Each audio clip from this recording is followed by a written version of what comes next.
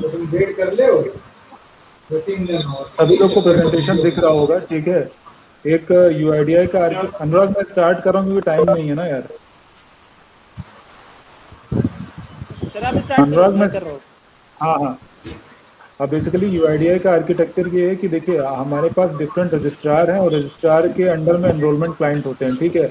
और हम सभी लोग जो हैं यूआईडीआई के सर्वर से कनेक्टेड हैं। आप जितना भी एनरोलमेंट अपडेट करते हैं, सीएससी बीसी वाले आप लोग एनरोलमेंट तो करते नहीं, सॉरी, आप लोग खाली अपडेट ही करते हैं। तो साइड में वो सारा स्क्रीन का फुल सारा कहाँ पे जाता है, यूआईडीआई के सर्वर पे जाकर के स्टोर होता है। तुम ऐसा करो कि नहीं ना लेवाई रूल ये गाइडलाइन आप लोग थोड़ी देख लीजिए, समझ लीजिए, वैसे तो आप लोग करते ही हैं, साथ ही साथ समझ लीजिए कि डेमोग्राफिक अपडेट एक होता है और एक होता है बायोमेट्रिक अपडेट, और कुछ होते हैं proof of document. Demographic update क्या होते हैं, नाम, date of birth, gender, address, mobile number और ईमेल आईडी, ठीक है।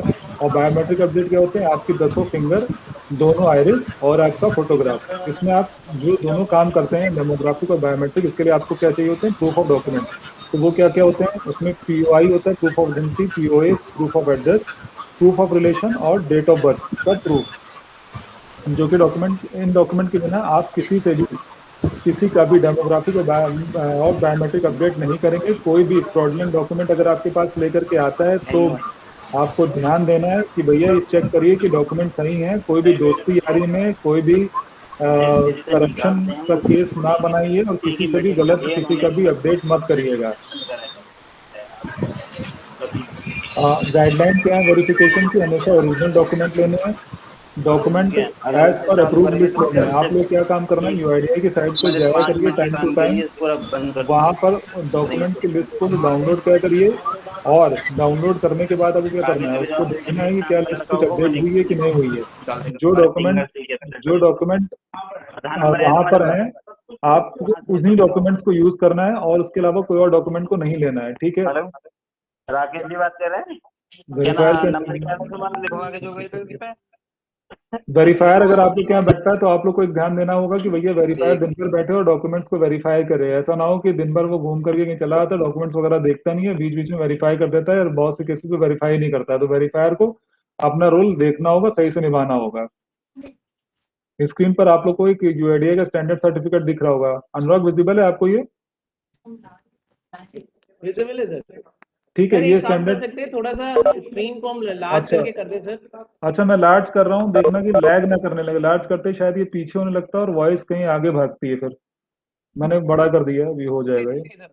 हाँ, मैंने कर ठीक है दिया, अभी ठीक है, होगा। वैसे सबको सर सब हाँ, नोन है सर इस ठीक फॉर्मेट से। है। स्टैंडर्ड सर्टिफिकेट यही है कि भाई आप लोग यूआईडीआई की साइट पे जाते होंगे, अब वहाँ पे आपको जो है वैलिड डॉक्यूमेंट लिस्ट के साथ एक स्टैंडर्ड सर्टिफिकेट भी दिखता है और उसका भरा भरा एक सैंपल भी मिलता है। इसमें आप लोग को तीन चीज बहुत ध्यान रखनी है। पहली, सबसे टॉप पे राइट हैंड साइड पे डेट भरनी ही भरनी है। और जो इस केयर ऑफ है, केयर ऑफ का कॉलम जरूर से भरवाना है। साथ ही साथ इसमें चेकलिस्ट होते हैं, जो बॉक्स होते हैं उनको जो है टिक करवाना करवाना है। और साथ साथ जो आपका सर्टिफायर है, ठीक है, वो कौन होना चाहिए, वो सबसे नीचे देखेंगे तो आपको बॉटम में लेफ्ट साइड पे दिख रहा है, certified should be one of the authority listed here. तो जो इन अथॉरिटी का जो लेफ्ट साइड में, लोअर बिलो लेफ्ट साइड में जिनका नाम लिखा है, केवल वही सर्टिफायर हो सकते हैं। उनके अलावा किसी और से सर्टिफाई नहीं करना है और कोई भी फ्रॉडलेंट एक्टिविटी नहीं करनी है। किसी का फर्जी जो है स्टैम्प बनवा लिया और वो स्टैम्प बनवा करके उन स्टैम्प से जो है कई सारे डॉक्यूमेंट बनवाए, स्टैंडर्ड सर्टिफिकेट पे लोगों का सर्टिफाई किया और फर्जी लोगों का जो है आधार क्रिएट करा दिया। ऐसी कोई भी एक्टिविटी में इंडल्ज मत हो जाइएगा। ऐसे बहुत सारे केस आते हैं और सबसे पहले ऑपरेटर ही पकड़ा जाता है। तो ऐसा काम बिल्कुल भी मत कीजिएगा कि गलत सर्टिफिकेशन कराएं, गलत सर्टिफाई कराएं, फर्जी स्टैम्प से जो कि डॉक्यूमेंट बनवाएं। ये काम मत यार करिएगा। मीटिंग चल रही है अभी तो ना। क्यों रिजेक्ट हो जाता है? रिजेक्ट होने का एक सिर्फ और सिर्फ एक ही रीजन है, जो स्टैंडर्ड सर्टिफिकेट आपसे लोग भरवा के लाते हैं उसमें आप देखिएगा क्रॉस सिग्नेचर जो होता है, वो क्रॉस सिग्नेचर या तो गलत कर देता है, या स्टैम्प जो मारता है वो मुंह पे मार देता है, ठीक है। मुंह पे नहीं लगानी है, रेस्टोरेंट के ऊपर, मुंह के ऊपर, ठीक है। वो स्टैंडर्ड फॉर्मेट पे लेकर ना आता है, कुछ भी गलत फॉर्मेट लेके चला आता है। या आपका जो सर्टिफायर है, जो इशूअर है, वही गलत है। वही जो मैंने भी बताया, जो इशूअर, जो सर्टिफायर जिनके नाम दिए हुए हैं आपके स्टैंडर्ड सर्टिफिकेट में, केवल उन्हीं से कराना है, ठीक है। रेसिडेंट का थंब और सिग्नेचर बहुत जरूरी है। अगर सिग्नेचर नहीं करते हैं तो थंब लगाएं। सर्टिफायर की डिटेल मिसिंग नहीं होनी चाहिए, इनकरेक्ट नहीं होनी चाहिए। और पुअर क्वालिटी का स्टैंप नहीं होना चाहिए, ये नहीं चाहिए एकदम धुंधला पानी मिला हुआ स्टैंप लगवा लिया, जिन कारणों से आपका रिजेक्ट हो जाता है। अब आ जाते हैं मेन चीज जिसके कारण ये ट्रेनिंग हो रही है और उसी कारण से हम लोग एक आज कनेक्टेड भी हैं, इसको बहुत ध्यान से सुनिएगा। आप लोग को स्क्रीन पर जो है दिख रहा होगा एक स्टैंडर्ड एक फॉर्मेट, इसको कहते हैं self declaration for date of birth updation. होता क्या था कि पहले आप लोग के पास लोग आते थे जिनको अपनी डेट ऑफ बर्थ अपडेट करानी थी, ठीक है। तो होता क्या था, आप उनकी डेट ऑफ बर्थ अपडेट भी करा देते थे और वो अपडेट होकर के आ भी जाती थी। सपोज उन्होंने पैन कार्ड पे कराई और अपडेट होकर के आ गई, बहुत बढ़िया। होता क्या था, उसके बाद भी कई लोग यहाँ रीजनल ऑफिस में आरओ लखनऊ में आते थे और कहते थे कि गलती से मेरा जो है डेट ऑफ बर्थ अपडेट हो गया, सेकंड टाइम भी गलत हो गया। कहते थे ऑपरेटर ने गलत कर दिया, या कहते थे कि मैंने ही गलत करवा दिया। तो देखिए उस केस में क्या होता है, एक नई चीज निकल आई है, ठीक है, एक नया चीज आया है, वो क्या है, सेल्फ डिक्लेरेशन। भैया जो आप बात कर रहे हैं प्लीज अपनी बात बाद में कर लीजिएगा, नहीं तो आप मीटिंग से बाहर चले जाइए और बाहर जाके बात करिए, ठीक है। इसको कहते हैं self declaration for date of birth update. अब यहाँ पे क्या है कि जिन लोगों का date of birth already update हो चुका है, ठीक है, वो भी आपके पास आकर के डेट ऑफ बर्थ अपडेट करा सकते हैं। इसको बहुत ध्यान सुनिएगा। इसके लिए आपके पास क्या होना चाहिए, इसके लिए आपके पास होना चाहिए एक तो सेल्फ डिक्लेरेशन जो कि आपकी स्क्रीन पर आपको विजिबल होगा, ठीक है, और आपको जो डेट ऑफ बर्थ का प्रूफ है उसके लिए बर्थ सर्टिफिकेट ही चाहिए, और कोई हाँ सर एक सेकंड, ये हाँ मनोज हाँ कुमार जी अपना म्यूट कर लीजिए भाई, अगर आपको बात ही करनी है तो आप यहाँ से डिस्कनेक्ट हो जाइए। मनोज कुमार, मनोज इसको सुन लीजिए, बहुत इंपॉर्टेंट पॉइंट है ये, सभी लोग इसको सुन लें। देखिए मेन पॉइंट एक ये वाला और एक एईपीएस का, बाकी आप लोग सारी चीजें करते हैं, बाकी आप लोग सारी चीजें पता है, ठीक है। अनुराग स्टार्ट करें क्या? ठीक है अनुराग। हाँ मैं ही कह रहा था कि जैसे आप लोग के पास डेट ऑफ बर्थ के लिए अपडेशन के लिए लोग आते हैं, ठीक है, तो एक बार तो उनका हो जाता है, ठीक है। उसके बाद भी कई बार केसेस ऐसे आते हैं कि आरओ लखनऊ में आते हैं जिसमें लोग कहते हैं कि भाई ये डेट ऑफ बर्थ मेरा जो था वो गलत अपडेट हो गया। अब उसमें कहते हैं कि ये ऑपरेटर ने गलत कर दिया, या ये कहते हैं कि मेरी ही गलती से गलत हो गया। तो उस केस में क्या होता है, उस केस में एक आप नया सर्कुलर आया है, उसमें कहते हैं कि आपका डेट ऑफ बर्थ अभी भी अपडेट हो सकता है, ठीक है। उसके लिए बट होना क्या है, एक तो सेल्फ डिक्लेरेशन होना है, और सेकंड चीज आपके पास जो डॉक्यूमेंट है डेट ऑफ बर्थ के लिए वो क्या होना चाहिए, birth certificate issued by registrar, ठीक है। तो खाली बर्थ सर्टिफिकेट, इसके अलावा ये नहीं कि पैन लेके चले जा रहे हैं, डीएल लेके चला जा रहे हैं, ठीक है, या आपका जो है पासपोर्ट लेके चला जाए, और कोई डॉक्यूमेंट एक्सेप्ट नहीं होगा। ऊपर साफ साफ लिखा है along with self declaration birth certificate issued by registrar, date and birth should be, ठीक है, वो वहां पे साफ साफ होनी चाहिए। अब आपको एक उसके नीचे सेल्फ डिक्लेरेशन का फॉर्म दिख रहा होगा। अब इसका पूरा पर्पस क्या है कि जो व्यक्ति एक बार already date of birth update करा चुका है और अब फिर से आ रहा है, तो आप उसका डेट ऑफ बर्थ इस वाले जो है सेल्फ डिक्लेरेशन वाले पे अब आप लोग करेंगे। साथ ही साथ उससे क्या लेंगे, आप उसका सेल्फ डिक्लेरेशन लेंगे, उससे भरवाएंगे, और आपको क्या करना होगा, जो बर्थ सर्टिफिकेट है और सेल्फ डिक्लेरेशन का जो दोनों का फॉर्म है उनको आपको स्कैन करना होगा एक साथ। इनको स्कैन करने के साथ साथ आपको जो है self declaration, EID slip, birth certificate जो कि वो लेकर के आए होंगे, जिसको किसी रजिस्ट्रार ने दिया होगा, वो आपको मेल करना होगा lakhnaou.special@uidi.net.in, किसके लिए, प्रोसेसिंग करने के लिए, फर्दर प्रोसेसिंग के लिए। अब क्या होगा, मान लीजिए जब किसी व्यक्ति ने इस वाले तरीके से भी अपडेट करा लिया और फिर आपके पास आ जाता है कि डेट ऑफ बर्थ अपडेट करिए, तो भैया उनसे कहिएगा अब अपडेट नहीं हो सकता, क्योंकि आपने अपने सेल्फ डिक्लेरेशन फॉर्म पे खुद ही ये लिख दिया है, ठीक है, कि ये मैं अपनी जो है करवा रहा हूँ इसको, ठीक है। तो कहने का मतलब ये है कि उनके लिए फायदेमंद होगा, जो आपके यहाँ कई लोग ऐसे आते होंगे जो कि जिनका एक बार हो जाता होगा डीओबी अपडेट, वो फिर वो चले आते होंगे कुछ ना कुछ रीजन बता कर कि आप ही ने भैया गलत कर दिया था या मेरी गलती से हो गया था। तो ये एक लास्ट चांस है, आप इसको लास्ट चांस मान सकते हो, ये लास्ट चांस है। इसके बाद उसको चांस नहीं मिलेगा, इसके बाद कोई भी रेसिडेंट नहीं करा पाएगा। तो अगर वो ये तरीका ऑप्ट कर रहा है, तो ये तरीका ऑप्ट करके वो एक लास्ट बार lakhnaou.special पे डाल करके आपके पास आकर के अपना जो है डेट ऑफ बर्थ आखिरी बार लाइफ में अपडेट करा सकता है, चाहे किसी भी रीजन से करा रहा हो। एनरोलमेंट रिलेटेड कुछ गाइडलाइन है, एक तो एनरोलमेंट रिलेटेड है और एक आईसी रिलेटेड है। एनरोलमेंट रिलेटेड क्या होता है, एक तो जीपीएस सिंह हमेशा करना है, बिना जीपीएस सिंह के कहीं डिवाइस लेके नहीं जाना है, ठीक है। बिना जीपीएस सिंह करे डिवाइस लेके जाते हैं तो क्या होगा, ब्लैक लिस्टिंग हो जाएगी। Operator sync with actual address, मतलब ऑपरेटर सिंक जब भी आप कर रहे हैं तो एक्चुअल एड्रेस से करेंगे, ये नहीं कि फर्जी कोई फेक एड्रेस उठा करके डाल दिया, ये काम नहीं करना है। मशीन को अपनी प्रेमाइसिस से आप बाहर नहीं ले सकते विदाउट परमिशन ऑफ यूआईडीआई। अब ऐसा नहीं कर सकते कि उठा करके मशीन इधर उधर ले जा रहे हैं, दिन भर चलाया, कहीं भी बैठ करके बनाया, ओवर चार्जिंग करी, एक्स्ट्रा चार्ज किया, तो भैया ये इसकी कंप्लेंट आ जाती है और इसकी रेसिडेंट खुद ही कंप्लेंट कर देता है। जब उसकी बैकएंड टीम कॉलिंग करती है ईआईडी पे, तो इफ फाउंड गिल्टी आपको जो है ब्लैकलिस्ट कर दिया जाएगा। किसी भी अनऑथराइज पर्सन को अपना सिस्टम नहीं देना, ये बहुत जरूरी चीज है, बताना भी चाह रहा था कि आजकल क्या हो रहा है कि बहुत अनऑथराइज लोगों को भी सिस्टम उठा कर दे देते हैं। तो कोई भी जिसको आप नहीं जानते हो, जिस आपके पास, उसको आपको अपना सिस्टम नहीं देना है, ठीक है। एनीडेस्क बंद हो चुका है, एनीडेस्क अब नहीं चलता है, तो ये कहना छोड़ दीजिए कि एनीडेस्क को सिस्टम ले ले कोई, ठीक है। और खाली वेबएक्स, जिस पर हम लोग अभी कर भी रहे हैं, सिस्को के वेबएक्स का लिंक आपके पास जो है टेक सपोर्ट से पहले एक मेल आएगी और वो वही आपका सिस्टम जो है वेबएक्स पे लेगा। उस अदर देन दैट आपको अपना सिस्टम कहीं पर भी नहीं देना है, ठीक है। और timely migration of client as per UIDAI guideline, तो जितने भी यूआईडीआई के नोटिफिकेशन होते रहते हैं, उसके हिसाब से अपने जो क्लाइंट को जो है अपडेट कराना करते रहना है उनको, ठीक है। आईसी रिलेटेड क्या है, आईसी रिलेटेड कुछ चीजें हैं कि भाई आप लोग, हम भी जब कई बार आप लोग के सेंटर पर हम लोग जाते हैं तो देखते हैं कि बाहर कुछ भी आईसी की चीजें लगी नहीं होती, ना तो चार्जेस लगे होते हैं, ठीक है, ना लिस्ट ऑफ सपोर्टिंग डॉक्यूमेंट लगे होते हैं, ना ग्रीवांस सेल का वहां पर नंबर लगा होता है। अनऑथराइज्ड वे है, मैं उस फाइल को नहीं छूऊंगा। और वो आपने कोई कॉपी किया, आप कोई उसको भी पेस्ट कराइए, कनेक्ट कराइए, ठीक है। बाइफरकेशन नहीं होता है वहाँ पे, अपडेट का कितना है, ठीक है। तो अब चूंकि आप लोग तो अपडेट ही करते हैं, आप लोग डेमोग्राफिक अपडेट करते हैं, तो वो सारी डिटेल आपको अपने सेंटर के बाहर लगा के रखनी है। और ऐसा नहीं कि कोई वहां पे जब इंस्पेक्शन के लिए पहुंचा तो उस समय वहां लगा दिया, बाद में फिर फाड़ दिया उसको, ठीक है। कभी भी सरप्राइज विजिट होगी तो वहां पे वो मिलना चाहिए, तो वहां पे होर्डिंग प्रॉपर लगी होनी चाहिए, चार्जेस की, सपोर्टिंग डॉक्यूमेंट जो कि पीओए, पीओआई, डीओबी और पीओआर है, हमेशा वहां लगनी चाहिए। साथ ही साथ 1947 का नंबर भी डिस्प्ले होना चाहिए सेंटर के बाद।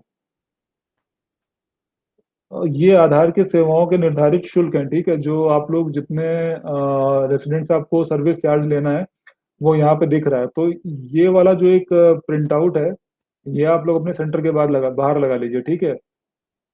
अब 5 से 15 साल वालों का कितना होना है, ठीक है, अनिवार्य बायोमेट्रिक में कितना लेना है वो, ठीक है, ये आपको वहां पे बाहर लगाना चाहिए। लोगों को पता होना चाहिए, ठीक है, कि आप कितने कौन से चीजें फ्री हो, किसका कॉस्ट वहां पे लग रहा है।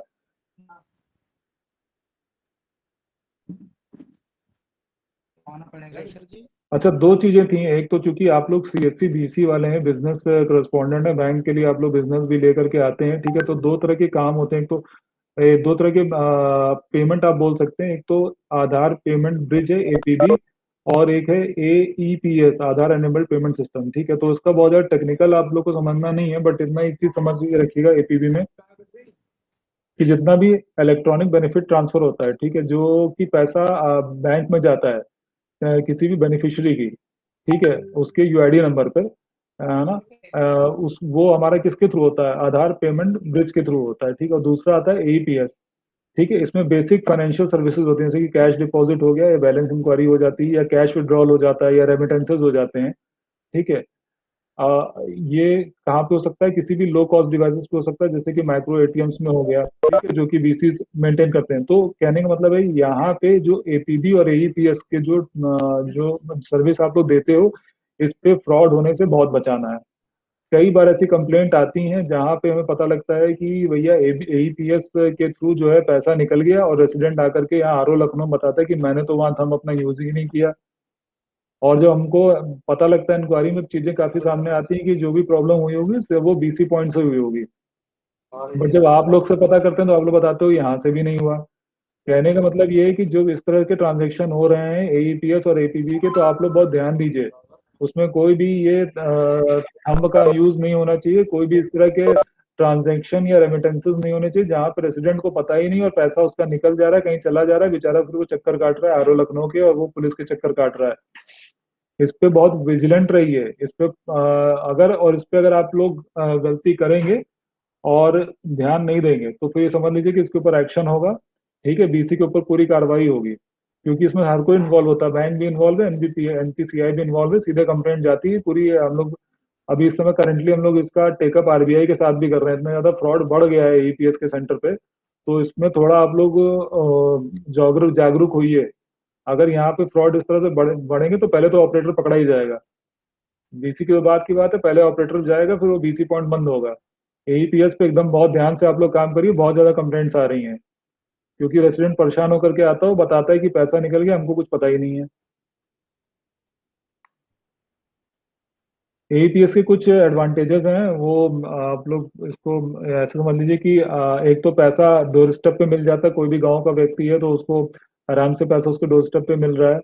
ठीक है, इंटर ऑपरेबल सिस्टम है ना, कस्टमर ऐसा नहीं कि वो एक बैंक के बीसी पॉइंट से बंधा हुआ है। ठीक है, एफिशिएंट है ना, कि एफिशिएंट है पब्लिक एक्सपेंडिचर से, as no need for banks to separate capture biometrics. ठीक है, बैंक्स ने अपना जो है बीसी पॉइंट दे दिए हैं, जहाँ पर रेसिडेंट जा करके अपना पैसा जो है निकाल सकता है और साथ साथ रेमिटेंस भी कर सकता है।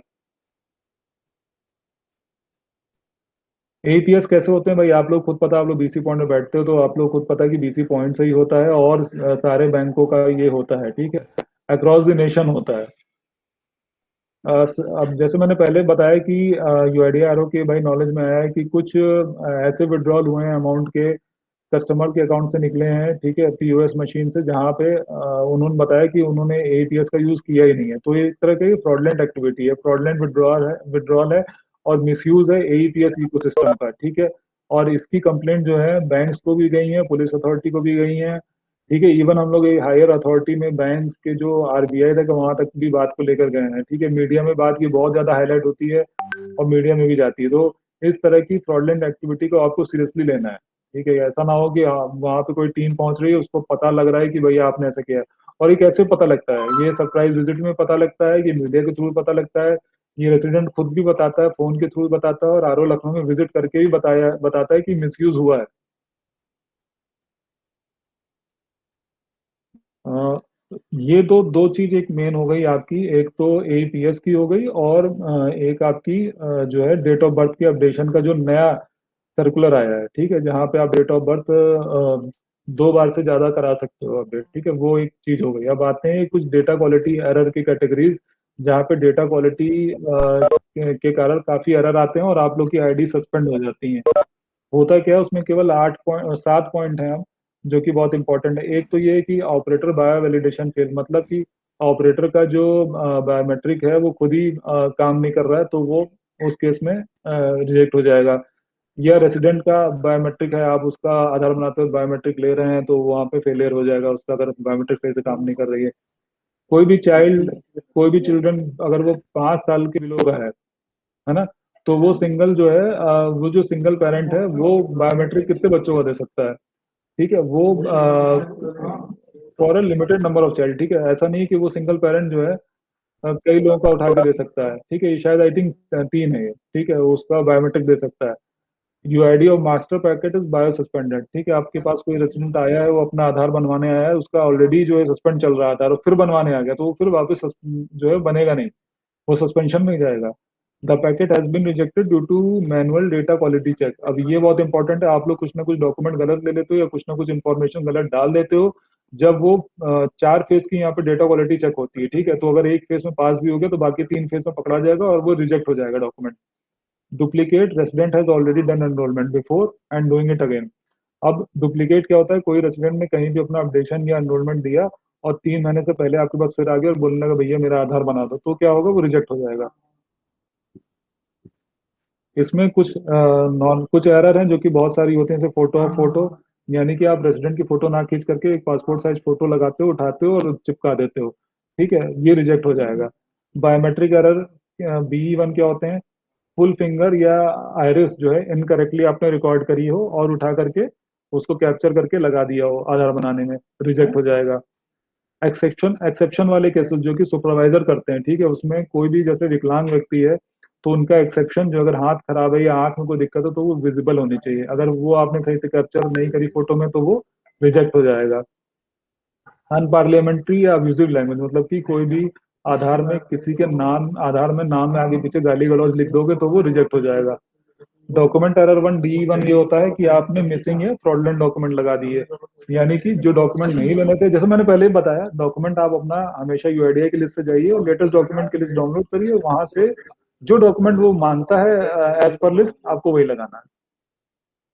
डॉक्यूमेंट एरर 2 क्या होता है, आपने पुअर क्वालिटी डॉक्यूमेंट लगाया होगा, सही से स्कैन नहीं किया होगा, बहुत डार्क कर दिया होगा, बहुत वाइट या ब्लर कर दिया होगा, ठीक है, या डेमोग्राफिक डेटा मिसमैच कर दिया होगा, डेटा आपने जो एंटर किया होगा वो गलत डाला होगा, इंग्लिश में हो सकता है, हिंदी में, इंग्लिश में हो सकता है राम लिखा हो, हिंदी में रामा हो गया और ट्रांसलिट्रेशन में वो ध्यान ना दिया हो, रिजेक्ट हो जाएगा। ठीक है, बायोमेट्रिक 2 क्या कहता है, बैड क्वालिटी एक्सेप्शन फोटो। अब फोटो के लिए आधार की क्या गाइडलाइन है कि जिसकी फोटो आप ले रहे हो उसका बैकग्राउंड पीछे जो है प्रेफरेबली व्हाइट हो या लाइट कलर का हो, पीछे लाल, पीछे काला बैकग्राउंड या बहुत डार्क बैकग्राउंड में, कि ऐसा ना पता लगे कि आदमी कहाँ और बैकग्राउंड कहाँ है, सब मिल जा रहा है एक में, तो वो रिजेक्ट हो जाएगा। एक्सेप्शन नॉट विजिबल, मैंने पहले बताया, जो व्यक्ति फिजिकली डिफरेंटली एबल्ड हैं, ठीक है, दिव्यांग है, उनका जब जो बनाता है वो सुपरवाइजर ही बनाता है आधार, तो वो वहां पे विजिबल होना चाहिए फोटो में। B3 बायोमेट्रिक एरर 3 मतलब photo not as per guideline, वही मैंने जो बताया, फोटो में लाइट नॉर्म सही से होनी चाहिए, पीछे बैकग्राउंड हल्का होना चाहिए, साथ ही साथ जब आप फोटो किसी की खींच रहे हो तो उसमें जिसका आधार बना रहे हो उसी का ही फेस आना चाहिए, दो लोग का फेस उसमें नहीं आना चाहिए। ठीक है, फोटो जिसकी आप ले रहे हो उसके चेहरे पे आप जो है चश्मा, फैशनेबल ग्लासेस नहीं लगे होने चाहिए। ठीक है, किसी को भी रिलीजियस चीजें उसमें पहननी नहीं, ऐसा नहीं किसी ने दुपट्टा सर पे ओढ़ रखा है या बुर्का पहन रखा है। ठीक है, ये सब चीजें थोड़ी देर के लिए वो हटा सकते हैं, उसके बाद फिर से पहन लेंगे। और बट बस एक एक्सेप्शन उसमें ये है कि एक सिख, ठीक है, सरदार जी को छोड़ करके उनकी पगड़ी नहीं उतरवानी, बाकी जितने लोग हैं अब वो, उनको थोड़ी देर के लिए आप उनके सनग्लासेस हटवा सकते हैं या जो ग्लासेस हैं आँख के चश्मा है वो हटा सकते हैं, और सर पे कोई भी चीजें ऐसे नहीं बांधनी है, कुछ फैशनेबल चीजें नहीं लगानी है। ठीक है, आधार में ऐसी फोटोज एक्सेप्ट नहीं होती हैं। डेमोग्राफिक एरर 2D2 क्या कहता है, जेंडर फोटो मिसमैच। ठीक है, लड़का अपना आधार बनाने आया, आपने उसमें लिख दिया फीमेल, ठीक है, या एज फोटो मिसमैच, कोई बुजुर्ग व्यक्ति आपके पास आधार बनवाने आए, आपने एज डाल दी 15 साल। Error in name incomplete address, ठीक है, यानी एड्रेस डालना था पूरा पूरा, आपने कुछ गलत डाल दिया, या आपने उसमें जो है पिन कोड गलत डाल दिया, पिन कोड दिया था, आपने अब डॉक्यूमेंट अपलोड किया उसमें पिन कोड पड़ा है, आपने नहीं डाला। ठीक, तो ये नहीं करना है। केयर ऑफ ठीक से भरना है। सर जी जैसे प्रोसीजर रिजेक्ट होते हैं, रिजेक्ट के ज्यादा बस बस बस 1 मिनट, मैं अभी आपकी बात सुन लूंगा। ठीक है, 1 मिनट में पूरा बता दूं फिर मैं सुनता हूँ। ये कुछ एक पेनल्टीज की बातें कर लें कि जैसे आप लोग गलती करते हैं और आप लोग का जो है कुछ समय बाद सिस्टम बंद हो जाता है, तो आप लोग ये कहते हैं अचानक से ऐसा क्या हुआ कि भैया मेरा जो है सिस्टम बंद हो गया, मैं बना नहीं पा रहा हूँ, तो भाई उस केस में क्या हो जाता है, वो आप लोग हो जाते हो ब्लैक लिस्ट। ठीक है, हो जाते हो तो यानी किसी न किसी कारण से होते होगे, और उस कारण के पीछे कुछ ना कुछ आपके ऊपर पेनल्टी भी लगती है। ठीक है, तो वो क्या होता है, वेरियस डिफिशियंसीज एंड फाइनेंशियल डिसइंसेंटिव्स या एडमिनिस्ट्रेटिव एक्शन। ठीक है, तो उसमें क्या होता है, कुछ ना कुछ आपके ऊपर पेनल्टी लगाई जाती है।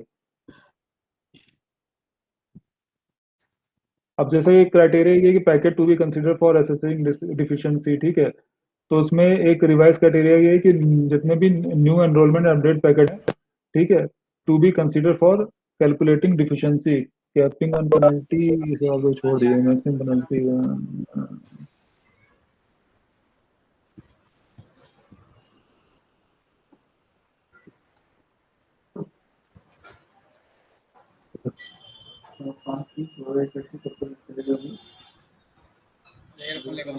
खत्म होने वाला, खत्म होने वाला।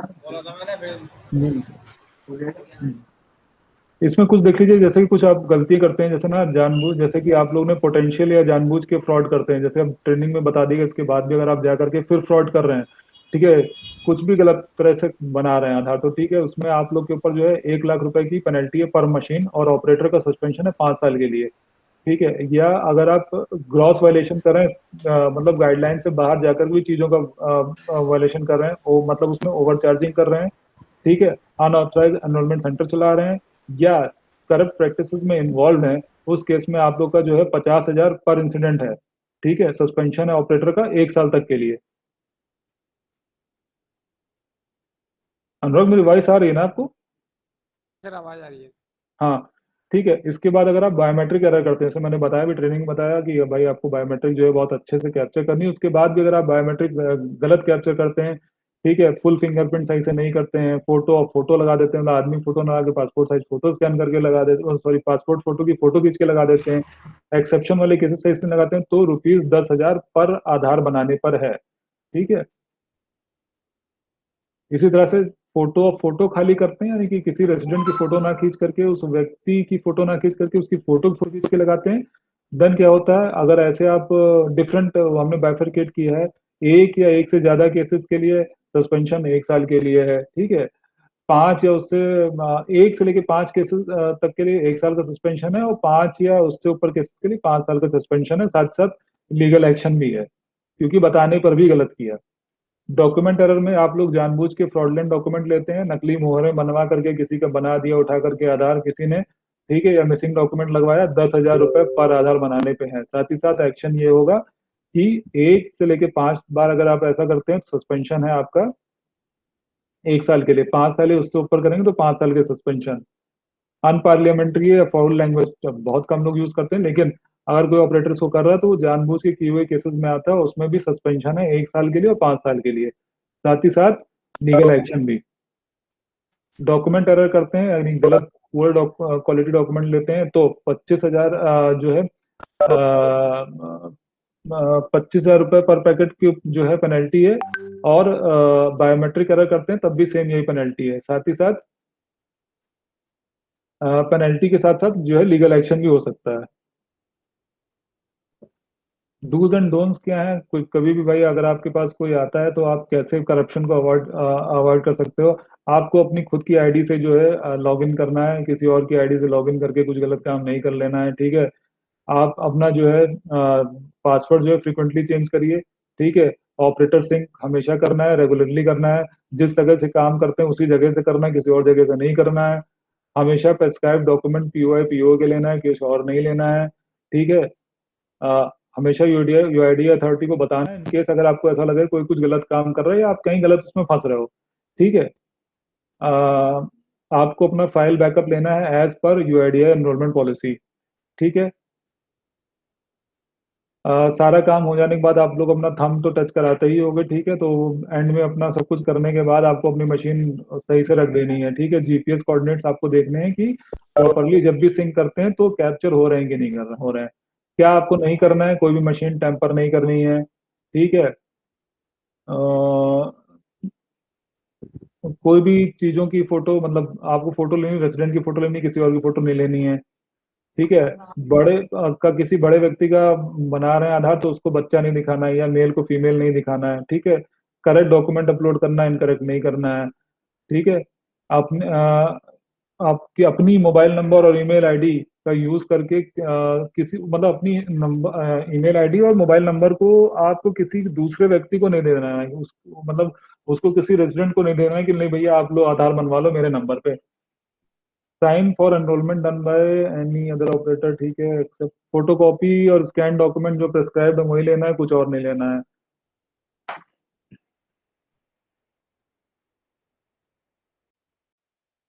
कुछ शॉर्टकमिंग जो आती हैं, जो हम लोग देखते हैं कि कमियां नहीं होनी चाहिए। ठीक है, एक तो distribution of enrolment update form, ठीक है, वो आपके सेंटर पे नहीं दिखते हैं। ठीक है, चार्जिंग जो है of enrolment, charging enrolment update form के जो एनरोलमेंट अपडेट है उनके चार्जिंग कहीं नहीं, चार्जेस नहीं दिखते हैं। ठीक है, डॉक्यूमेंट वेरिफिकेशन प्रोसेस या तो इम्प्रॉपर होता है। ठीक है, सील साइन और वेरीफायर भी बहुत जगह नहीं मिलता है। आर्टिफिशियल थंब मिलते हैं, ये एकदम नहीं मिलना चाहिए।